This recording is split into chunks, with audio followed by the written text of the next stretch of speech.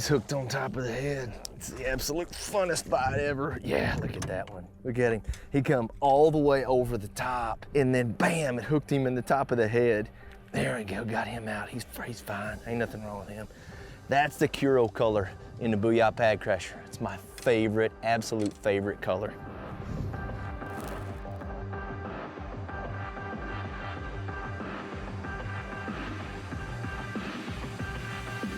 Oh, got him. Good one. You ain't bad at all. Oh yeah, I choked it. He wanted that frog.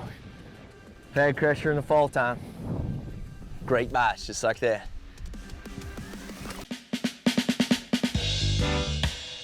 Hey, Stetson Blaylock here. I love throwing lipless crankbaits all times of the year, but early spring is one of my favorite times. Booyah makes two different sounds in their baits, and it's really unique because they make the hard knocker, which has multiple rattles. It's kind of a more loud search bait is what I call it. I always throw the hard knocker when I'm looking for those fish, trying to find them. Once I get them located and I catch a few, or they stop biting, or you have a tough day where those fish are backed out and they're just kind of soiled up, I always go to the one knocker. And the one knocker has a unique sound. It's just one rattle. It's a hard knocking sound. And what this bait does for me is you can reel it a lot slower and still get a loud tick noise. And that, to me, a lot of times will trigger those bigger fish. Anytime you're fishing if you're throwing a shad color in the backs of those creeks in the fall and you're trying to get those fish to bite, you can slow it down and just wind it real slow through those schools of fish. Or early in the springtime, throwing a craw color, going down the bank, or you found a grass patch that's loaded up with them and you quit catching them on the hard knocker, tie on the one knocker and wind it real slow, or actually throw it out there, let it go to the bottom and kind of rip it up off the bottom and just let that sound bring those fish to the bait. You gotta try the one knocker, especially if you're a fan of the hard knocker. Get you a Booyah one knocker, tie it on, you'll catch bigger fish with this bait. Hey guys, Stetson Blaylock here.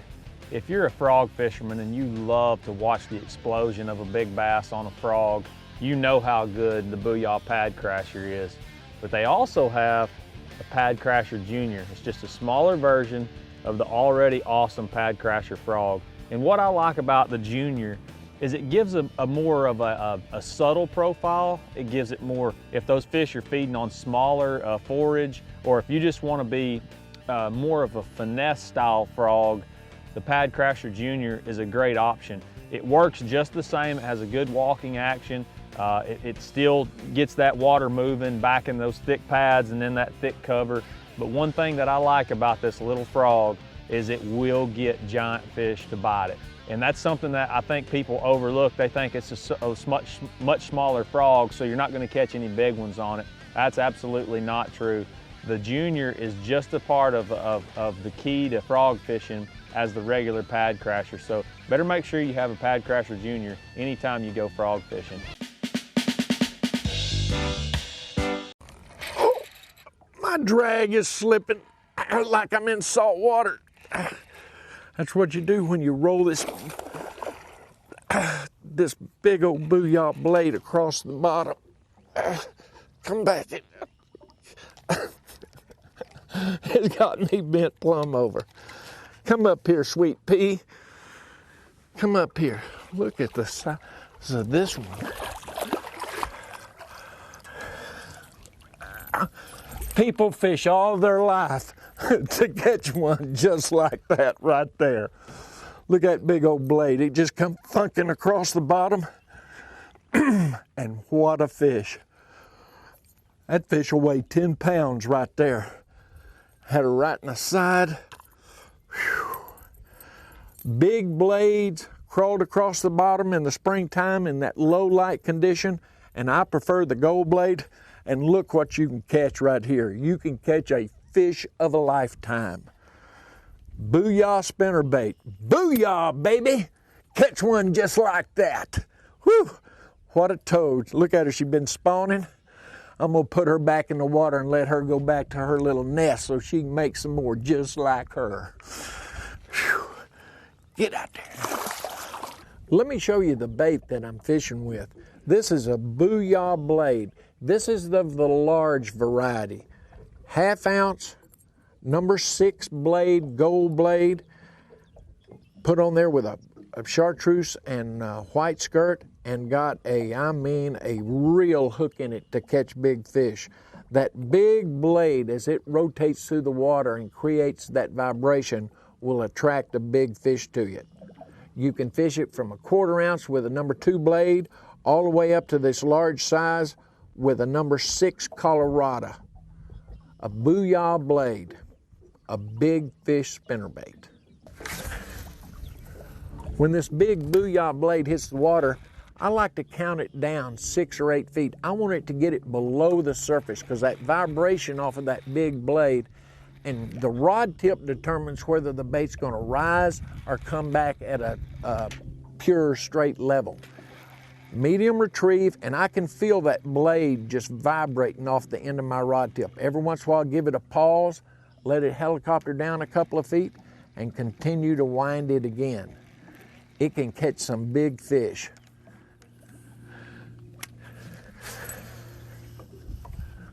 I like the big size in the springtime because I'm trying to get down 5 or 6 feet, and I want to be able to just slow roll it back at medium speed.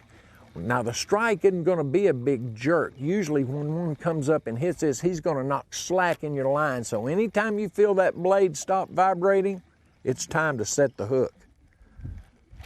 Oh, I thought I had a bump right there. You know, one of my most favorite baits to fish in the springtime is what we call a Booyah blade. It's a spinner bait that's actually got 2 willow leaves on it. It doesn't have a Colorado blade and a willow, it's got 2 willows. The reason for that is in the springtime when them fish get up real shallow, it's very key point to make this bait imitate, which is pretty easy to do. One of my most favorite ways to fish this bait is to throw it around shallow water cover when that water temperature heats up to about 58 to 60 degrees is when I really start liking to throw the bait. The warmer the water gets, usually is going to determine on how fast I crank the bait. For water temperature that's around 56, 58, I'm probably going to fish this bait extremely slow. And what I mean by that is I'm barely turning the reel handle, and I'm keeping the bait out of my visual sight. A spinnerbait is a lure that you always fish around the cover, if not around it, in it. And when the water's cool, I like to fish it around standing timber or lay down trees or bushes. And it's very important to make this bait actually touch the side of one of them trees. And a lot of times when it touches the side of that tree, I'll pop the rod tip just to give that blade a little extra flash. And as the water temperature warms up, I'll fish the bait basically around a lot of the same type of cover, but I may use more of a medium or even a faster retrieve to where I'm almost waking this bait on the surface. And fishing a Booyah spinnerbait is one of the easiest baits that you've got in your tackle box to fish with. And in the springtime, it's probably one of the most deadliest baits you've got in your box that you can catch a lot of numbers of fish on. Oh, he's got it. He ate it good. Water being real cold, they don't fight very hard.